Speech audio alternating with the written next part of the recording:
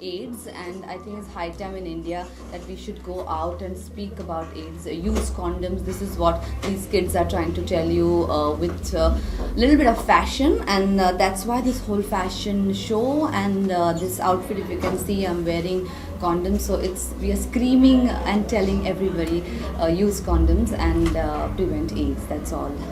And we want to make this, it's a very little taboo topic, so we want to get it totally out there, so nobody should feel shy about using the word condom. My first reaction like, oh really, but then I said, if I do that, what I'm going to tell other people? But then that's why I said, let me do my bit and go out there and support the cause.